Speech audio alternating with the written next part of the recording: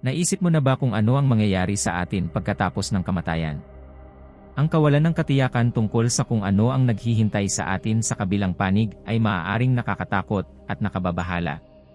Ngunit paano kung sabihin ko sa iyo na ang Biblia ay naglalaman ng nakakagulat na mga paghahayag tungkol sa buhay pagkatapos ng kamatayan?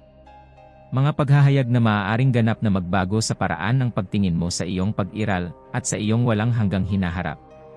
Sa video na ito, tutuklasin natin ang pinakadakilang misteryo ng Biblia tungkol sa kabilang buhay.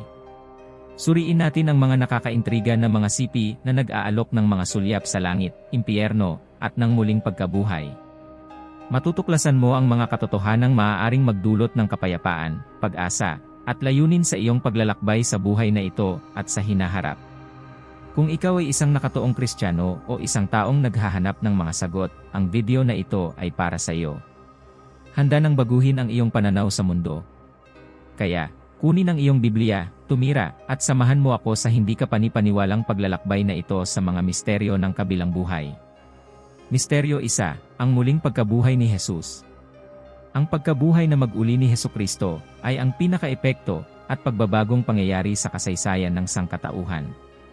Ito ang batayan ng ating pananampalataya, ang dahilan ng ating pag-asa, at ang garantiya ng buhay na walang hanggan. Isipin mo na lang, si Jesus, ang anak ng Diyos, ay namatay sa krus para sa ating mga kasalanan, ngunit pagkaraan ng 3 araw, siya ay bumangon mula sa mga patay, na sinakop ang kamatayan at impyerno minsan at magpakailanman. Sinasabi sa atin ng Biblia ang hindi kapanipaniwalang kwentong ito ng detalyado. Sa Ebanghelyo ni Mateo, Kabanata 28, mga talata 1 hanggang 10, mababasa natin na si Maria Magdalena, ang isa pang Maria, ay pumunta sa libingan kung saan inilagay si Jesus. Biglang nagkaroon ng malakas na lindol, at bumaba mula sa langit ang isang anghel ng Panginoon, at iginulong ang bato mula sa bukana ng libingan, at umupo doon. Sinabi ng anghel sa mga babae, "Huwag kayong matakot. Alam kong hinahanap niyo si Jesus na ipinako sa krus. Wala siya rito, nabuhay na siya, gaya ng sinabi niya. Halika, tingnan niyo ang lugar kung saan siya nakahiga." Anong makapangyarihang mensahe? Pinatunayan ng anghel na tinupad ni Jesus ang kanyang pangako na muling mabuhay mula sa mga patay. At tingnan mo, inaanyayahan ng anghel ang mga babae na maging saksi sa pagkabuhay muli. Nakita nila ang walang laman na libingan, ang lugar kung saan inilagay si Jesus. Walang alinlangan, talagang nabuhay si Jesus. Ngunit ang kwento ay hindi nagtatapos doon. Inutusan ng anghel ang mga babae na mabilis na pumunta at sabihin sa mga disipulo na si Jesus ay muling nabuhay. At habang tumatakbo sila upang ibahagi ang mabuting balita, si Jesus mismo ay nagpakita sa kanila na nagsasabi, "Mabuhay." Nilapitan siya ng mga babae, niyakap ang mga paa niya at sinamba siya. Pagkatapos ay sinabi ni Jesus sa kanila, "Huwag kayong matakot. Pumunta kayo sa aking mga kapatid na pumunta sa Galilea, doon nila ako makikita." Isang hindi kapanipaniwalang pagtatagpo. Ang unang mga taong nakakita sa muling nabuhay na si Jesus ay ang mga tapat at debotong babaeng ito. Nagkaroon sila ng pribilehiyong yakapin ang nabuhay na mag-uling tagapagligtas at tanggapin ang kanyang mga salita ng pang-aliw at panghihikayat. At higit pa riyan, inatasan sila ni Jesus na ibahagi ang balita ng pagkabuhay muli sa mga alagad. Isang pambihirang karangalan. Ngunit ano ang kahulugan ng pagkabuhay muli ni Jesus para sa atin ngayon? Ipinaliwanag ni Apostol Pablo sa unang Korinto, Kabanata 15, mga bersikulo 20-22, datapwat sa katunayan, si Kristo ay muling binuhay mula sa mga patay, na siyang mga unang bunga sa mga nangatutulog. Yamang ang kamatayan ay dumating sa pamamagitan ng isang tao, gayon din ang pagkabuhay na maguli ng mga patay. Sapagkat kung paanong kay Adan ang lahat ay nangamamatay, gayon din kay Kristo ang lahat ay bubuhayin. Anong makapangyarihang katotohanan?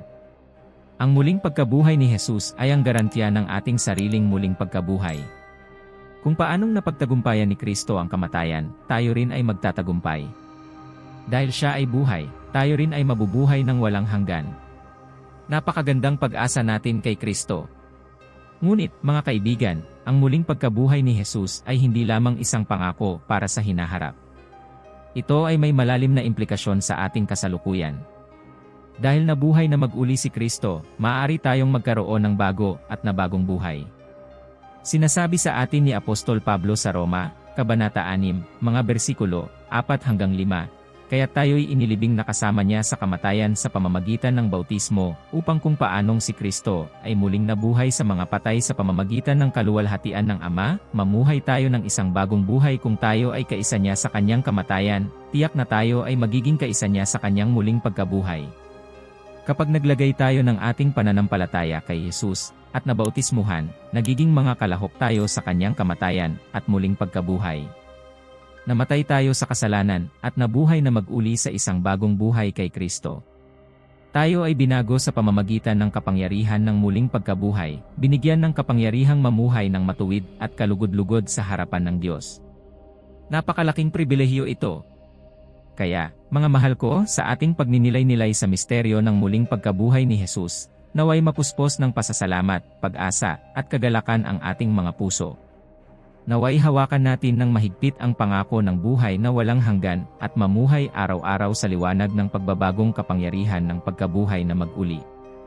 Dahil siya ay buhay, haharapin natin ang hinaharap ng may tapang at kumpiyansa. Batid na ang kamatayan ay natalo na, ang tagumpay ay nasa atin na kay Kristo Jesus.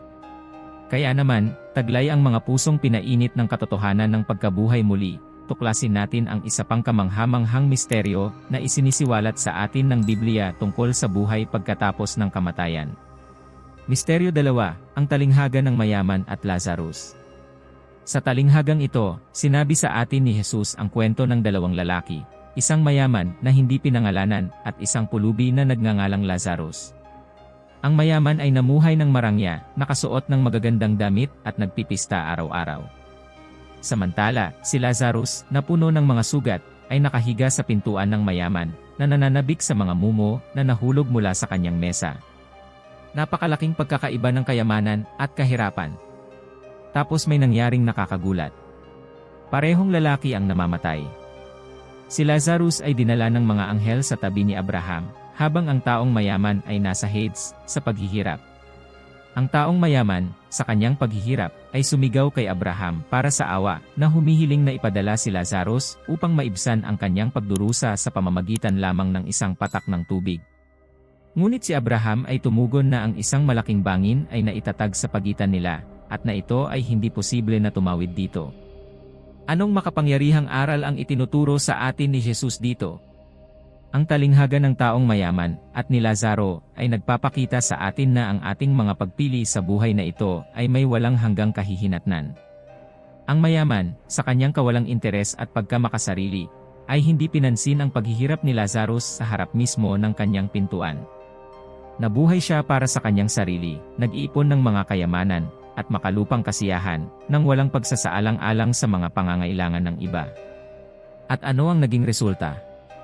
Isang walang hanggang pagdurusa at paghihiwalay sa Diyos. Ngunit si Lazarus, sa kabila ng kanyang kahirapan at pagdurusa sa buhay na ito, ay nakatagpo ng kaaliwan at kapayapaan sa harapan ng Diyos. Wala siyang anumang bagay sa mundong ito, ngunit ang kanyang pananampalataya at pagtitiwala ay nasa Panginoon. At tingnan mo, pagkatapos ng kanyang kamatayan, si Lazaro ay itinaas sa isang posisyon ng karangalan kasama ni Abraham, na tinatamasa ang mga pagpapala ng buhay na walang hanggan. Hinahamon tayo ng talinghagang ito na suriin ang ating mga prioridad at halaga. Nabubuhay ba tayo para sa ating sarili, naghahanap lamang ng makalupang kaginhawahan at kasaganaan? O ginagamit ba natin ang ating mga mapagkukunan at pagpapala para parangalan ang Diyos at pagpalain ang mga nasa paligid natin? Tandaan, mga kaibigan, na wala tayong madadala kapag umalis tayo sa mundong ito. Ang talagang mahalaga ay kung paano tayo namumuhay para kay Kristo at makakaapekto sa kawalang hanggan.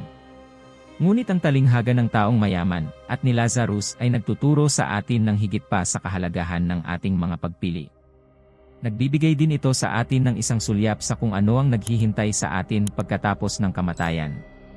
Nakikita natin na mayroong mulat at patuloy na pag-iral sa kabila ng buhay na ito. Si Lazarus ay nasa sinapupunan ni Abraham, nagtatamasa ng pakikisama at kaaliwan, habang ang taong mayaman ay nasa paghihirap, hiwalay sa Diyos. Anong solemn na babala sa mga tumatanggi kay Kristo at sa kanyang tumutubos na pag-ibig? Gayunpaman, Kahit na sa kanyang paghihirap, ang mayaman ay nagpapakita ng pagmamalasakit sa kanyang mga kapatid na nabubuhay pa.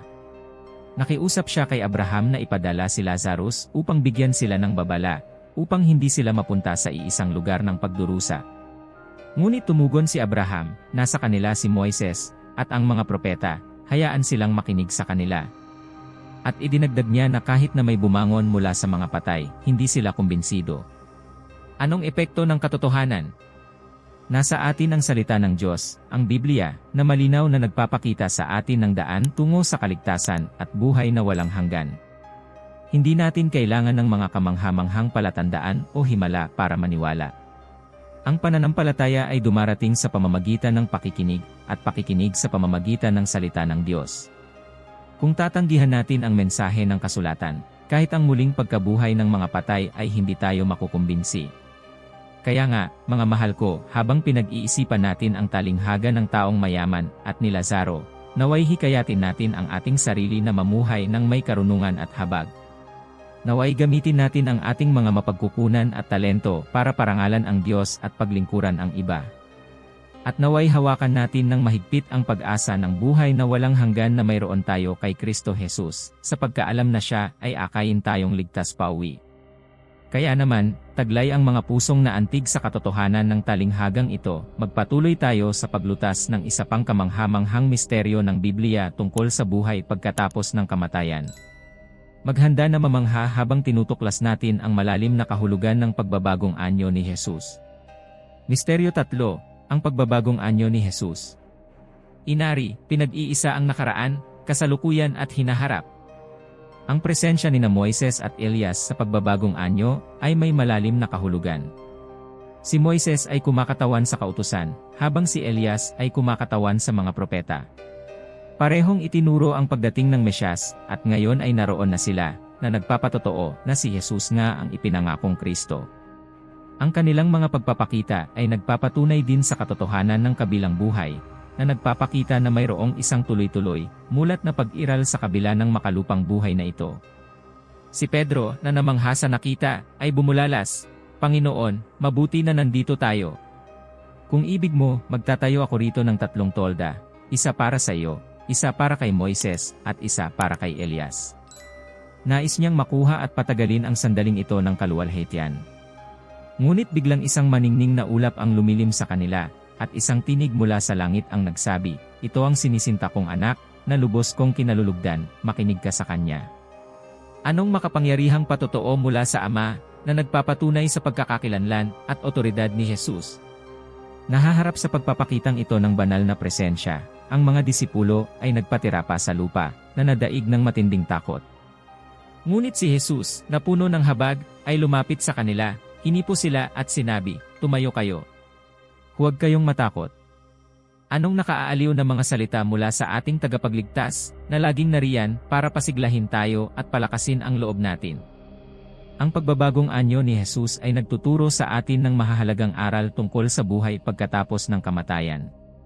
Una, ipinapakita nito sa atin na may pagpapatuloy ng pag-iral sa kabila ng buhay na ito. Sina Moses at Elijah, bagamat matagal na silang namatay, ay buhay at mulat sa presensya ng Diyos. Nagbibigay ito sa atin ng pag-asa na kapag umalis tayo sa mundong ito, tayo rin ay nasa piling ng Panginoon na tinatamasa ang kanyang walang hanggang kaluwalhatian. Higit pa rito, ang pagbabagong anyo ay nagbibigay sa atin ng isang sulyap sa ating sariling pagkabuhay muli sa hinaharap.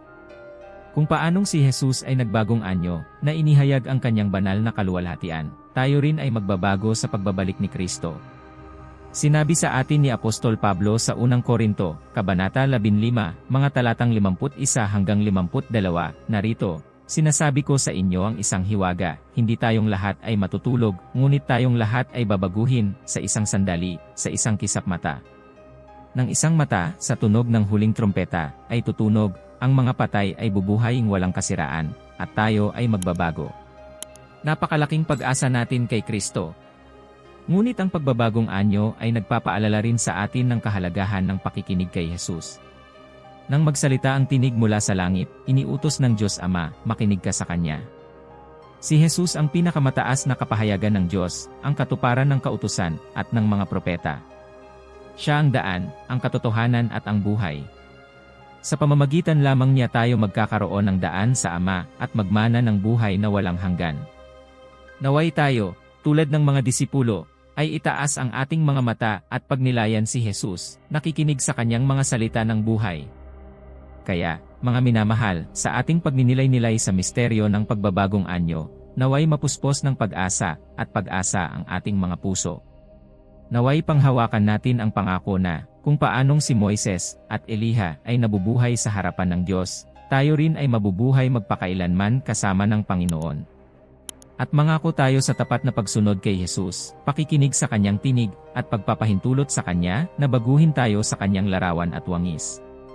Kaya naman, taglay ang paghanga ng mga puso sa kaluwalhatian ng pagbabagong anyo, talakayin natin ang isa pang kamangha-manghang misteryo ng kabilang buhay na inihayag sa Biblia. Maghandang maging inspirasyon, habang natuklasan natin ang pambihirang pangitain ni Apostol Pablo tungkol sa ikatlong langit. Misteryo 4, ang pangitain ni Pablo tungkol sa ikatlong langit. Ang hindi kapanipaniwalang karanasang ito, na naitala sa ikalawang mga taga-Korinto, Kabanata 12, mga talata 2-4, ay nag-aalok sa atin ng isang sulyap sa kaluwalhatian at mga kababalaghan na naghihintay sa atin sa kabilang buhay. Isipin ng apostol na si Pablo, isang taong pinili ng Diyos upang dalhin ang ebanghelyo sa mga Gentil, na inagaw hanggang sa ikatlong langit.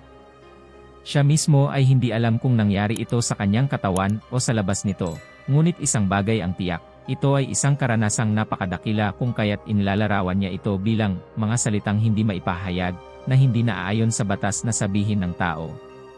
Isang nakakaintriga na misteryo. Ano nga ba ang ikatlong langit? Bagamat walang detalyadong paglalarawan ang Biblia, naniniwala ang maraming iskolar na tumutukoy ito sa mismong presensya ng Diyos, ang pinakamataas at pinakabanal na lugar sa universo. Ito ang makalangit na tahanan, kung saan naninirahan ang trono ng Diyos at kung saan ang kanyang kaluwalhatian ay ganap na nahayag. Napakalaking pribilehiyo ni Pablo na madala sa napakagandang lugar na ito. Ngunit bakit ipinagkaloob ng Diyos kay Pablo ang pambihirang pangitain na ito? Makakahanap tayo ng ilang pahiwatig sa konteksto ng CP. Si Pablo ay nahaharap sa mga hamon at pagsubok sa kanyang ministeryo, kabilang ang pagsalungat ng mga huwad na apostol na kumukwestiyon sa kanyang otoridad. Ang Diyos, sa kanyang biyaya, ay nagbigay kay Pablo ng napakagandang karanasan na ito upang palakasin ang loob niya sa gitna ng mga paghihirap. Anong makapangyarihang paalaala na anuman ang kinakaharap natin sa buhay na ito, mayroon tayong pag-asa para sa isang kaluwalhatian sa hinaharap na malalampasan ang lahat ng ating pagsubok. Higit pa rito, ang pangitain ni Pablo tungkol sa ikatlong langit ay nagbibigay sa atin ng walang hanggang pananaw. Ito ay nagpapaalala sa atin na ang makalupang buhay na ito ay bahagi lamang ng ating pag-iral. May isang makalangit na kaharian na naghihintay sa atin, kung saan tatamasahin natin ang presensya ng Diyos magpakailanman. Si Apostol Pablo, na nakaranas ng mga pakikibaka at pagdurusa ng mundong ito, ay nasilayan ang kaluwalhatiang nakalaan para sa atin. Naway panghawakan natin ang pag-asang ito, lalo na kapag nahihirapan tayo sa buhay. Ngunit ang karanasan ni Pablo ay nagtuturo din sa atin tungkol sa pagpapakumbaba sa harap ng mga banal na paghahayag. Binanggit niya na, upang maiwasan siyang maging mataas sa kadakilaan ng mga paghahayag, binigyan siya ng tinik sa laman, isang sugo ni Satanas, upang sampalin siya. Bagamat 3 beses siyang nagsumamo sa Panginoon na tanggalin ang tinik na ito, sinabi ng Diyos sa kanya, "Ang aking biyaya ay sapat na sa iyo, sapagkat ang aking kapangyarihan ay nagiging sakdal sa kahinaan." Anong makapangyarihang aral? Kahit na tayo ay binyayaan ng hindi pangkaraniwang mga karanasan, dapat tayong manatiling mapagpakumbaba at umaasa sa biyaya ng Diyos. Ang pangitain ni Pablo tungkol sa ikatlong langit ay nagpapaalala rin sa atin na may mga misteryo at kababalaghan sa kabilang buhay na lampas sa ating kasalukuyang pagkaunawa. Nakarinig si Paul ng mga salitang hindi maipaliwanag, mga bagay na hindi natin pinahihintulutang magsalita. Ipinakikita nito sa atin na bagamat binibigyan tayo ng Biblia ng mga sulyap sa hinaharap na kaluwalhatian, marami pa rin tayong hindi nalalaman na mahahayag lamang kapag tayo ay nasa presensya ng Diyos. Naway magtiwala tayo sa kanyang karunungan at maging kontento sa pagkaalam na siya ay naghanda ng mga kamangha-manghang bagay para sa mga nagmamahal sa kanya. Kaya, mga mahal ko, habang iniisip natin ang pangitain ni Pablo tungkol sa ikatlong langit, naway mapuspos ng pag-asa at pag-asa ang ating mga puso. Naway tandaan natin na anuman ang mga paghihirap na kinakaharap natin sa buhay na ito, pinangakuan tayo ng walang hanggang kaluwalhatian na nakahihigit sa lahat ng pangunawa. Naway kumapit tayo sa biyaya ng Diyos, batid na ang kanyang kapangyarihan ay ginawang perpekto sa ating kahinaan. At naway mamuhay tayo ng may pananaw sa kawalang hanggan, nananabik sa araw na makikita natin ng harapan ang ating tagapagligtas, at matamasa ang kanyang presensya magpakailanman. Kaya naman, taglay ang mga pusong puno ng pagkamangha sa makalangit na pangitain ni Pablo, huminto tayo upang pagnilayan ang malalalim na katotohanang natutuhan natin sa ngayon. Ngunit huwag mag-alala, marami pang darating. Humanda kayo, dahil malapit na nating talakayin ang isa pang kamanghamanghang misteryo ng kabilang buhay na inihayag sa mga pahina ng banal na Biblia. Misteryo 5, ang muling pagkabuhay ng mga patay. Habang nagpapatuloy tayo sa kapanapanabik na paglalakbay na ito sa mga misteryo ng kabilang buhay, narating natin ang isa sa mga pinakamaimpluwensyang at umaasa na tema ng pananampalatayang Kristiyano, ang muling pagkabuhay ng mga patay. Ang pambihirang pangyayaring ito, na ipinropesya sa buong kasulatan at kinumpirma ng muling pagkabuhay ni Jesucristo, ang batayan ng ating walang hanggang pag-asa. Sinasabi sa atin ng Biblia sa unang Tesalonika, Kabanata 4, mga talatang 16 at 17, sapagkat ang Panginoon mismo, sa kanyang utos, sa tinig ng arkanghel, at sa trompeta ng Diyos, ay bababa mula sa langit, at ang mga patay sa si Kristo ay unang babangon, pagkatapos tayong nangabubuhay at natitira ay aagawing kasama nila sa mga alapaap upang salubungin ang Panginoon sa himpapawid, at sa gayon ay makakasama natin ang Panginoon magpakailanman. Napakaluwalhati at nakaaaliw na pangako. Isipin mo na lang, isang araw, sa pagbabalik ni Kristo sa kaluwalhatian at kamahalan, ang mga patay kay Kristo ay bubuhayin muli. Yaong mga nakatulog sa pananampalataya, na ang mga katawan, ay inilibing sa lupa, ay bubuhayin muli sa buhay na walang hanggan. Magbabagong anyo ang kanilang mga katawan, mabibihisan ng kawalang kamatayan, at kawalang kasiraan. Anong pambihirang tagumpay laban sa kamatayan at libingan? At hindi lang iyon. Tayong mga nabubuhay sa pagdating ni Kristo, ay magbabago rin. Tayo ay agawin kasama ng mga nabuhay na mag-uli upang salubungin ang Panginoon sa himpapawid. Anong saglit ng hindi maipaliwanag na kagalakan kapag muling makakasama natin ang ating mga mahal sa buhay na nauna sa atin at kasama ang lahat ng mga banal sa lahat ng edad. Sama-sama nating tatamasahin ang presensya ni Kristo magpakailanman. Ang muling pagkabuhay ng mga patay ay ang tiyak na katuparan ng tagumpay ni Kristo laban sa kasalanan at kamatayan. Nang si Jesus ay muling nabuhay sa ikatlong araw, siya ang naging unang bunga ng mga natutulog, ang unang bumangon mula sa mga patay. Ang kanyang muling pagkabuhay ay ang garantiya ng ating sariling muling pagkabuhay. Kung paano siya nabubuhay, mabubuhay din tayo magpakailanman. Ipinaliwanag ni Apostol Pablo ang maluwalhating misteryong ito sa unang Korinto, Kabanata 15. Sinasabi niya sa atin na kung paanong tayo ay ginawa ayon sa larawan ng makalupang tao, si Adan, tayo ay gagawin din ayon sa larawan ng makalangit na tao, si Kristo. Ang ating mga mortal at nasirang katawan ay mababago sa immortal at hindi nasisira na mga katawan. Bibihisan tayo ng kaluwalhatian ng Diyos, na angkop na manirahan sa kanyang walang hanggang kaharian. Ngunit ang pagkabuhay muli ng mga patay ay hindi lamang isang pangako sa hinaharap. Ito ay may makapangyarihang implikasyon sa paraan ng ating pamumuhay ngayon. Sa pagkaalam na ang ating mga katawan ay bubuhayin muli, tayo ay naudyukan na pangalagaan ang mga ito at gamitin ang mga ito para sa kaluwalhatian ng Diyos. Dahil alam nating walang huling salita ang kamatayan, kaya nating harapin ang mga pagsubok at pagdurusa ng buhay na ito ng may tapang at pag-asa. Dahil alam natin na naghihintay sa atin ang kawalang hanggan, maaari tayong mamuhay ng may layunin at kahulugan, na hahanapin muna ang kaharian ng Diyos. Ang muling pagkabuhay ng mga patay ay nagpapaalala rin sa atin ng katarungan at katapatan ng Diyos. Hindi niya hahayaan na ang kamatayan ang magkaroon ng huling tagumpay. Tutuparin niya ang kanyang mga pangako at magdadala ng ganap na hustisya at pagpapanumbalik. Ang mga namatay kay Kristo ay hindi mamamatay, ngunit bubuhayin muli sa buhay na walang hanggan. Napakalaking kaaliwan para sa mga nagdadalamhati sa pagkawala ng mga mahal sa buhay. Kaya, mga kaibigan, habang pinag-iisipan natin ang misteryo ng muling pagkabuhay ng mga patay, naway mag-umapaw ang ating mga puso ng pag-asa at pasasalamat. Naway mamuhay tayo sa bawat araw sa liwanag ng kawalang hanggan, na naghahangad na pasayahin ang Diyos at paglingkuran ang iba. Naway harapin natin ang mga pakikibaka ng buhay na ito nang may tapang, batid na ang huling tagumpay ay atin kay Kristo. At naway pananabik tayo sa maluwalhating araw kung kailan magbabago ang ating mga mortal na katawan, makakasama natin ang Panginoon magpakailanman.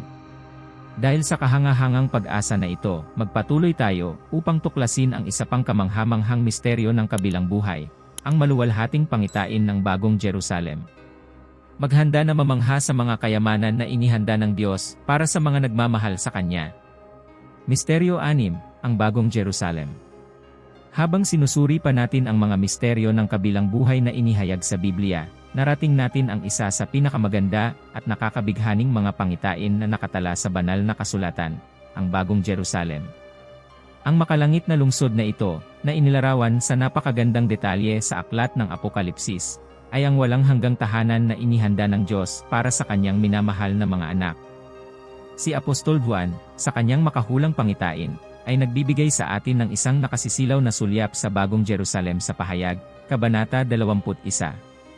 Nakikita niya ang isang bagong langit at isang bagong lupa, sapagkat ang unang langit at ang unang lupa ay lumipas na.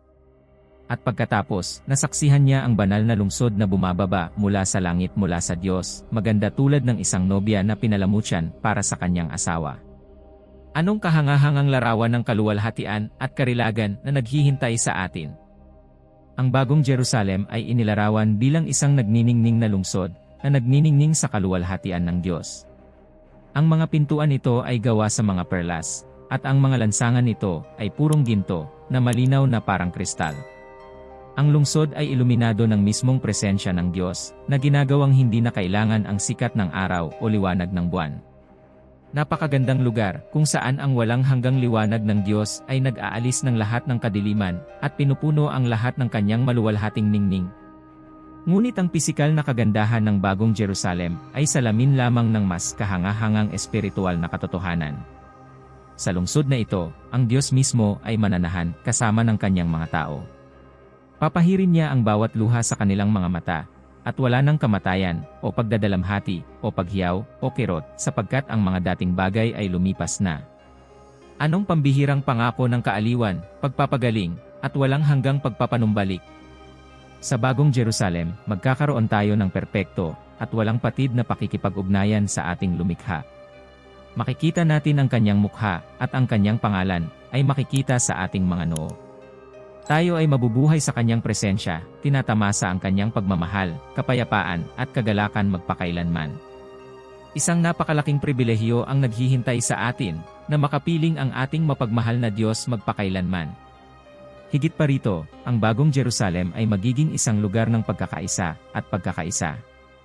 Ang mga tao mula sa lahat ng bansa, tribo, at wika ay titipunin sa harap ng trono ng Diyos, sasamba sa Kanya sa ganap na pagkakaisa. Ang mga pagkakabahabahagi at alitan na nagmarka sa disakdal na mundong ito ay mapapalitan ng perpektong pag-ibig at malalim na pagsasamahan. Napakalakas na patotoo ng sukdulang pagkakasundo at pagpapanumbalik na dadalhin ng Diyos. Ngunit ang pangitain ng bagong Jerusalem ay hindi lamang isang malayong pangako sa hinaharap. Ito ay may makapangyarihang implikasyon sa paraan ng ating pamumuhay ngayon.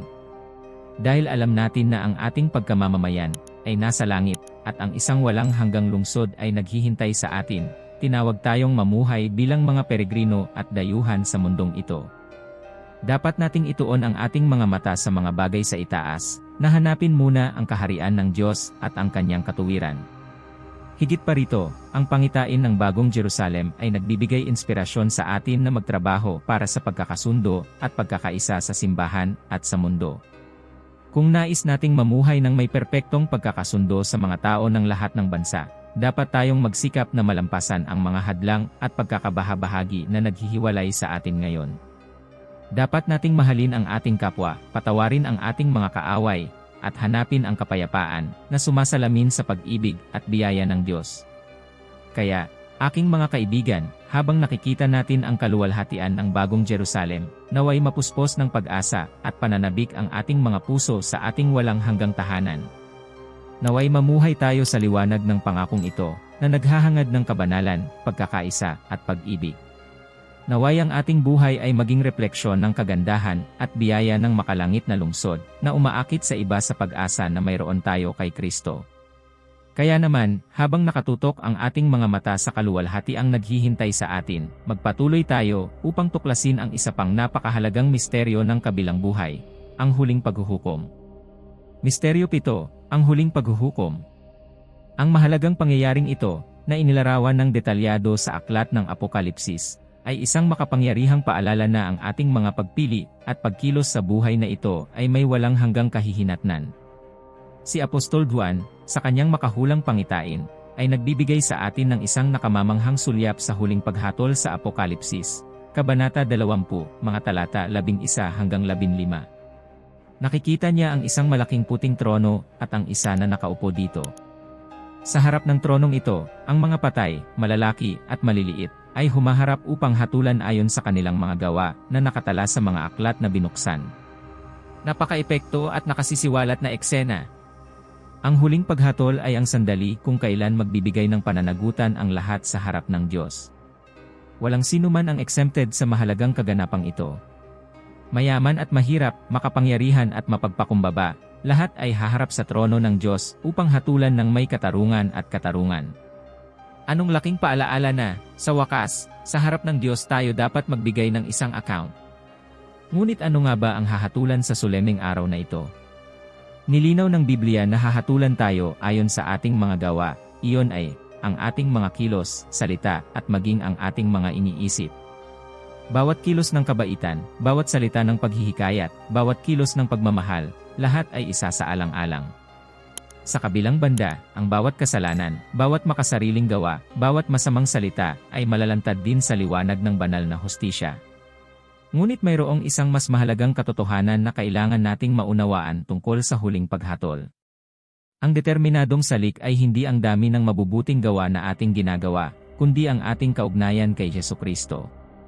Yaong mga naglagay ng kanilang pananampalataya kay Kristo, at tinanggap siya bilang tagapagligtas ay isusulat ang kanilang mga pangalan sa aklat ng buhay. Sila ay aaring ganapin sa pamamagitan ng biyaya ng Diyos at tatanggap ng buhay na walang hanggan. Anong pambihirang pangako ng pag-asa at katiwasayan? Gayunpaman, para sa mga tumanggi kay Kristo at nabuhay sa paghihimagsik laban sa Diyos, ang huling paghatol ay magiging panahon ng paghatol. Sinasabi ng Biblia na ang mga pangalan na hindi matatagpuan sa aklat ng buhay ay itatapon sa lawa ng apoy, na siyang ikalawang kamatayan.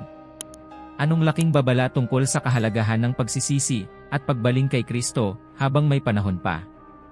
Ngunit ang huling paghatol ay hindi lamang isang malayong kaganapan sa hinaharap. Ito ay may makapangyarihang implikasyon sa paraan ng ating pamumuhay ngayon. Dahil alam natin na balang araw mananagot tayo sa Diyos, tinawag tayong mamuhay ng may integridad, katarungan at pagmamahal. Dapat tayong magsikap na sundan ang mga yapak ni Kristo, na nagsisikap na palugdan ang Diyos sa lahat ng ating ginagawa. Higit pa rito, ang huling paghatol ay nagpapaalala sa atin ng pagkaapurahan ng pagbabahagi ng Ebanghelyo sa mga nakapaligid sa atin. Kung ang walang hanggang tadhana ng mga tao ay nakasalalay sa kanilang relasyon kay Kristo, hindi tayo maaaring manahimik.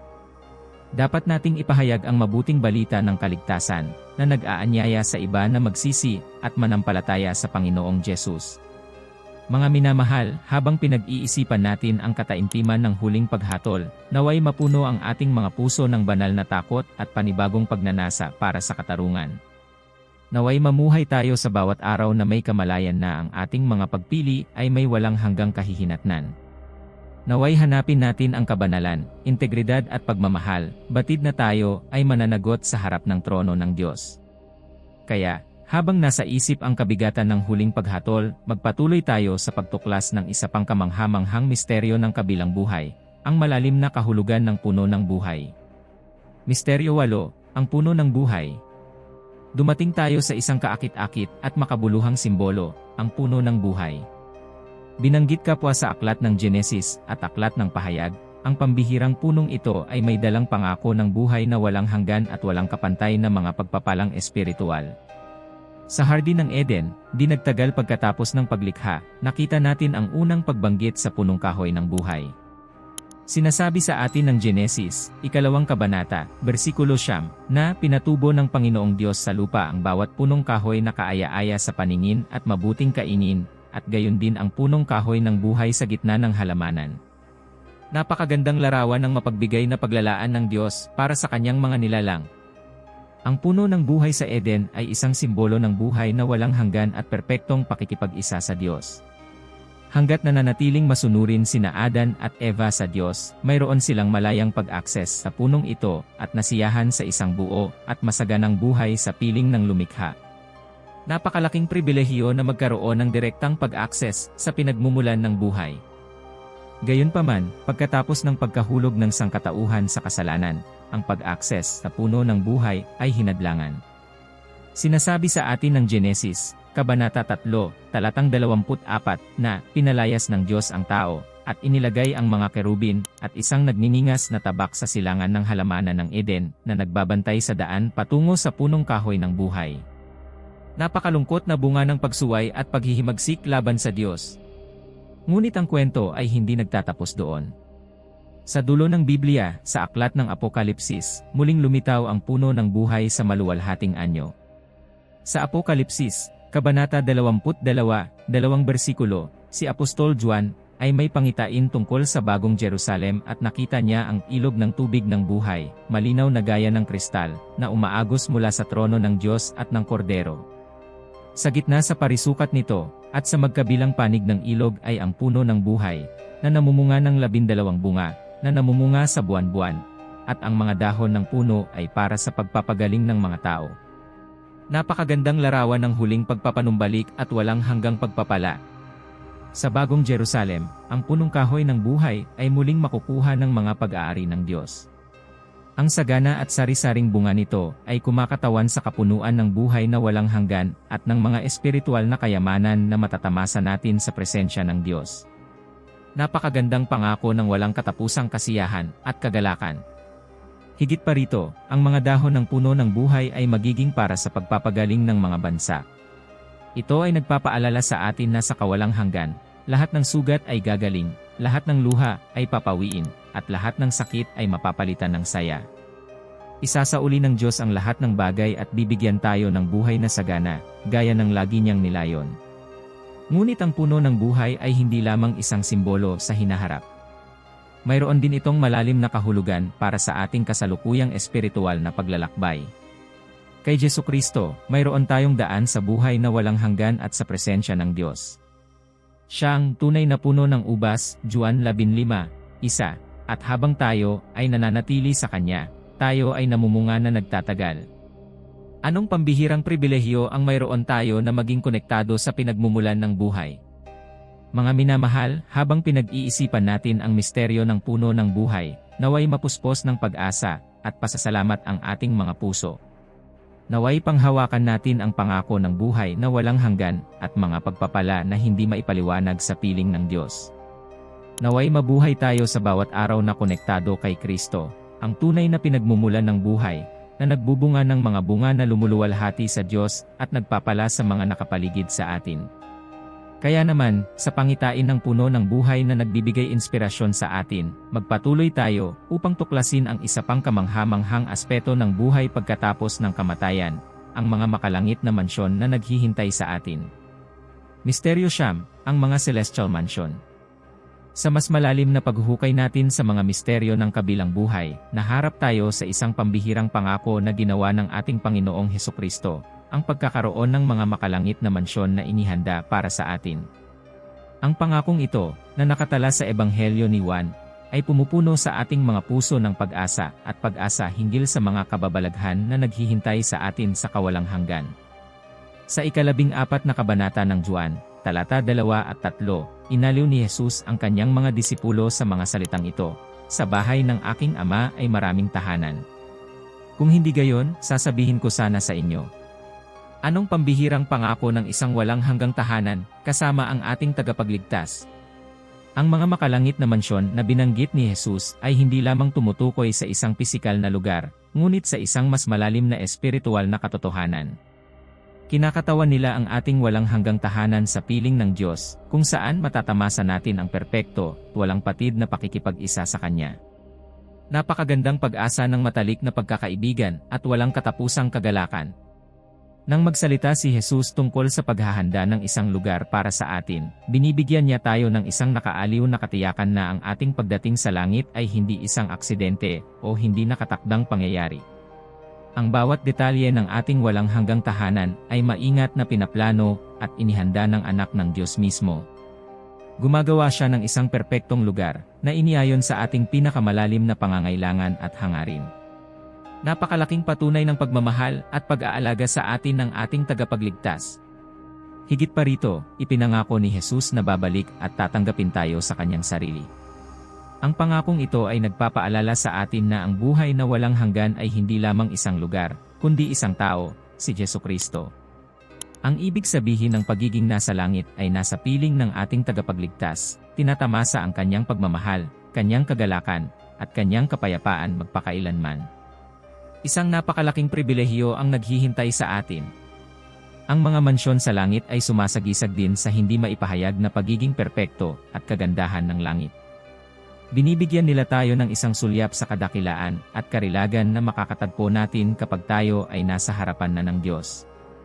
Ang ating mga puso ay nananabik para sa pagiging perpekto na ito, at ang mga mansyon sa langit ay isang paalala na balang araw ang lahat ng ating pinakamalalim na inaasahan ay maluwalhating malalampasan. Ngunit ang mga makalangit na mansyon ay hindi lamang isang pangako sa hinaharap. Mayroon din silang malakas na epekto sa ating buhay ngayon. Ang pagkaalam na mayroon tayong walang hanggang tahanan na naghihintay sa atin ay nagbibigay sa atin ng lakas at pananaw sa gitna ng mga hamon at pakikibaka sa buhay na ito. Maaari nating harapin ang mga paghihirap ng may lakas ng loob, batid na ang mga ito ay pansamantala, at ang walang hanggang kaluwalhatian ay naghihintay sa atin. Mga minamahal, sa ating pagninilay-nilay sa mga mansyon sa langit, naway mapuspos ng kapayapaan at pag-asa ang ating mga puso. Naway mamuhay tayo sa bawat araw na may pag-asa sa ating walang hanggang tahanan sa tabi ni Kristo. Naway ang pangako ng isang lugar na perpektong inihanda ng ating tagapagligtas ay mag-udyok sa atin na mamuhay sa mga paraang karapat-dapat sa ating makalangit na pagtawag. At kaya, sa pangitain ng mga makalangit na mansyon na nagbibigay inspirasyon sa atin, magpatuloy tayo sa kasukdulan ng ating paglalakbay sa mga misteryo ng kabilang buhay, ang pangako ng walang hanggang pakikipag-isa sa Diyos. Misteryo 1-0, walang hanggang pakikipag-isa sa Diyos. Mga minamahal kong kapatid, narating na natin ang kasukdulan ng ating pagtuklas sa mga misteryo ng kabilang buhay na inihayag sa banal na kasulatan. Ang pinakadakila sa lahat ng misteryo, ang pinakadakila at nagbabagong pangako, ay ang walang hanggang pakikipag-isa sa Diyos. Ito ang pinakamalalim na pananabik ng ating mga puso, ang pinakamataas na katuparan ng ating pag-iral. Sa aklat ng Apokalipsis, Kabanata 21, talatang 3, si Apostol Juan ay may pambihirang pangitain ng katuparan ng lahat ng bagay. Narinig niya ang isang malakas na tinig mula sa trono ng Diyos na nagpapahayag, narito, ang tabernakulo ng Diyos ay kasama ng mga tao. Ang Diyos ay mananahan sa kanila. Sila ay magiging bayan ng Diyos, at ang Diyos mismo ay sasa kanila. Anong pambihirang pangako ng lapit at pakikipag-isa sa ating mailalang? Sa simula pa lamang, nais ng Diyos na makasama ang kanyang mga tao. Sa Hardin ng Eden, nasiyahan sina Adan at Eva sa presensya ng Diyos, lumalakad at nakikipag-usap sa Kanya ng harapan. Gayunpaman, sinira ng kasalanan ang perpektong pagsasamang ito, na lumikha ng hadlang sa pagitan ng sangkatauhan at ng lumikha nito. Ngunit sa pamamagitan ng gawaing pagtubos ni Kristo, nabuksan ang daan tungo sa kumpletong pagpapanumbalik. Sa kawalang hanggan, ang pakikipag-isa sa Diyos ay maabot ang kabuuan nito.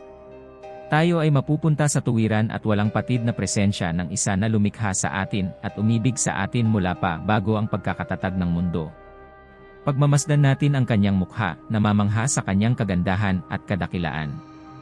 Babalutan tayo ng kanyang walang hanggang pag-ibig, mararanasan ang lapit at kagalakan na higit pa sa anumang maiisip natin.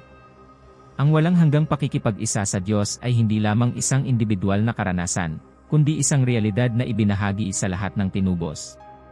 Sama-sama, bilang kasintahang babae ni Kristo, ang simbahan, sasamba at pupurihin natin ang ating tagapagligtas magpakailanman.